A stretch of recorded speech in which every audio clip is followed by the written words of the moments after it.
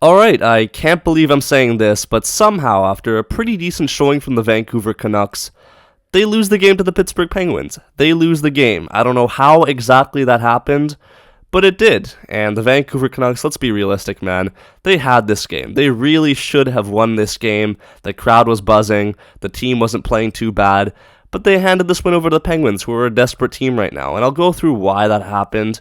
But you know what? It's going to be okay. I'm not too bothered by the loss itself. I mean, it does suck to lose and in overtime as well. But if we're talking about long-term impacts on this season, this loss really doesn't mean too much. And we do have ourselves a quick turnaround against the LA Kings on Thursday, which is a game I really want the boys to play well in. But for now, let's talk about the first period and what actually went down in this hockey game. To start off, the Vancouver Canucks were absolutely buzzing around the net. A ton of good chances, but Jarry was there to stop them all until the big hog, Nils Höglander, gets his 18th goal of the season. He gets stopped there by Elias Pettersson, who makes a nice defensive effort. But then on his second attempt a couple seconds later, you really think this guy's going to miss twice in a row? No chance. Nils Höglander gets the boys on the board, 1-0 for the Canucks.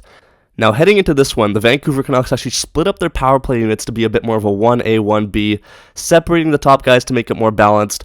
And hey, I'm not complaining off the bat here because it worked. Brock Boeser here gets his first of the game. A nice JT Miller feed, and JT Miller had an absolutely monstrous game, which we'll get into later. But Boeser there, he finds him in the bumper, and this one goes off Elias Pettersson again, his second own goal of the game. Someone please do him a favor and draw him a map because he doesn't know exactly where he's supposed to be shooting. But it's not my problem. Canucks go up 2-0. That's the way that the period ends off. Starting off the second here, early one, but Teddy Blueger with a pretty rare giveaway gives the puck right to Sidney Crosby, who's not the right guy you want to give it to. He slides it over to Rickard Rakell, and he makes no mistake putting it by Demko, cuts the lead in half. And later on, the Vancouver Canucks give up a 5-on-3 to the Pittsburgh Penguins. Crucial point in the game because they can tie it up. And they do. Sidney Crosby backdoor for Rakell's second of the hockey game. Bit of an annoying one to give up, but let me tell you something, alright? At this point in the game, there was no need to worry. And I'll tell you why. It's because we have Captain America on our team. Jonathan Tanner Miller. This guy is an absolute icon. And he has the Vancouver Canucks on his back right now. Short-handed, he strips the puck, gets himself on a breakaway, and puts it by Jarry to retake the lead for the Vancouver Canucks. This guy had himself one of his best games of the year tonight, and he just keeps going up. Beautiful stuff from Miller, and we are absolutely back. But then later on in the second period, the Canucks hope to extend that lead, but Myers cannot get it by Jarry here. Somehow it doesn't end up in the back of the net, which is unfortunate. But the period ends 3-2. Midway through the third period, the Vancouver Canucks are a little bit hemmed in their zone, and then it's Lars Eller off the bench who comes in and puts it by Demko on the blocker side. A very deflating goal because the Penguins really didn't have any momentum heading into the third period. The Canucks were chanting JT Miller's name, and he was absolutely buzzing on the PK. But the Penguins tied it up. Somehow they are still in this game after their third chance in the game.